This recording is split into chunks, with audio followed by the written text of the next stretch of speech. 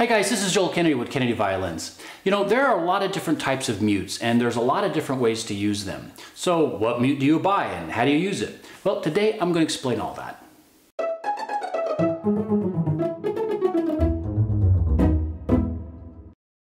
So I've used a variety of mutes in my career, from learning my instrument when I was younger through college, when I used to tour and play professionally and teach. I've always used mutes. I've always had a variety of mutes. I've always had several mutes, because it's a good idea. Mutes are inexpensive, and so I encourage you to buy some mutes just so you have them, because you never know when you're going to need them.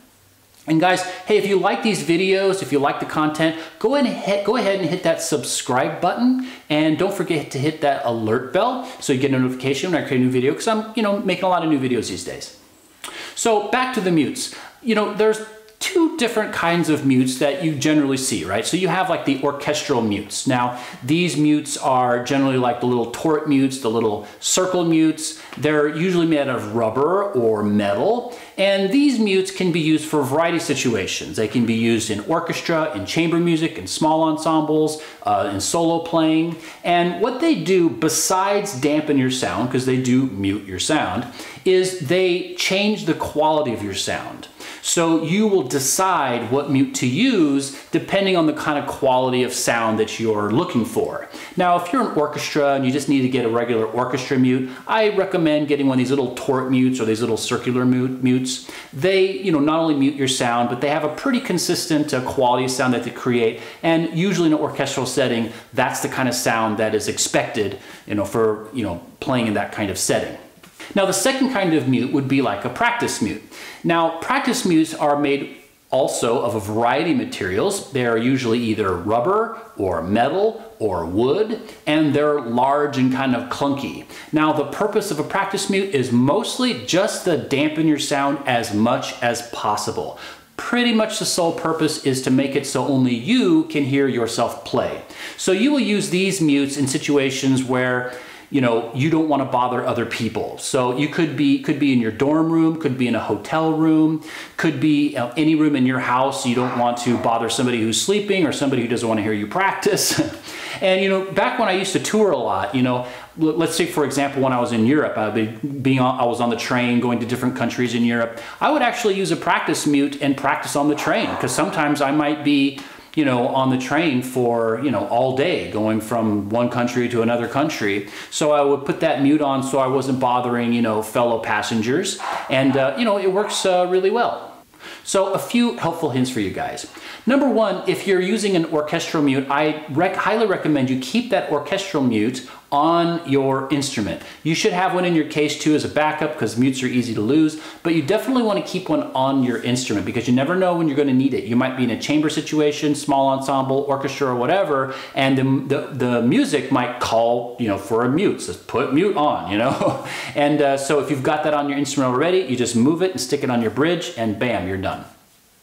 The second thing is that when you do keep that mute on your instrument, you want to keep it away from the bridge. Keep it away from the bridge as much as possible. Now, depending on the type of mute that you use, a lot of them will kind of buzz and kind of move around on your strings. So if you put it on the bridge, but then remove it and just kind of let it float in between, your tailpiece and your bridge in that kind of, middle ground, the mute might just kind of move around and buzz and kind of disrupt your sound. So you want to move that mute as far away from your bridge as possible, because also it's usually easier to make that mute stay in one spot if you move it towards that tailpiece, because there's windings on your string and it's a little bit tighter, so it'll keep that mute from moving around. So move that mute away from your bridge all the way towards your tailpiece.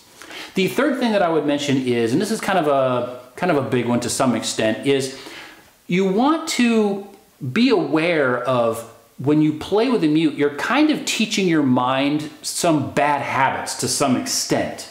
So when you play with a mute, you want to not do it too much, because it can cause you to develop some bad habits. And the reason is because when you mute your sound, you are also muting bad parts of your sound. So there's little things that you can do, with your right hand when you're playing.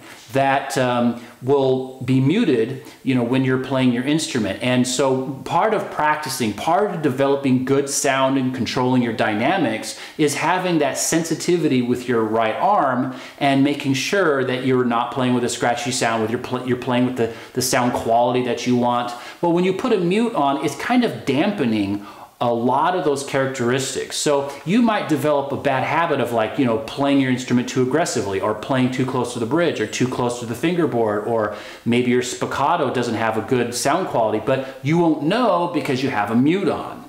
So I suggest that if you practice a lot with the mute for whatever reason, that if you can, before you put your instrument away, go ahead and take that mute off and play for 10 or 15 minutes without the mute, because that'll kind of recalibrate and readjust your brain back to normal, so you are remembering, good habits and a good way to play and good control over your instrument. Because you don't want that mute, eventually, creating some kind of bad habits as far as your ability to control your sound. So guys, I hope this helps. And if you have any other questions, put them down below. I respond to pretty much all the comments that people put on my videos. And if you want additional content besides just what I'm putting on my YouTube videos, go to kennedyviolins.com. Our educational center. We have a lot of free content. We have blogs, we have all kinds of articles and content, videos, all kinds of stuff. It's all free. So there's information there for you if you're an adult, or you're a kid, or you want to know how to work on your instrument, or play your instrument, or learn your instrument, whatever it is. We got a lot of free information there. And of course, I always say, here at Kennedy Violins, we're all players and teachers. So if you have any questions or comments anytime, hey, just feel free to contact us anytime. We're always happy to answer any kind of questions you guys have. Thanks, guys.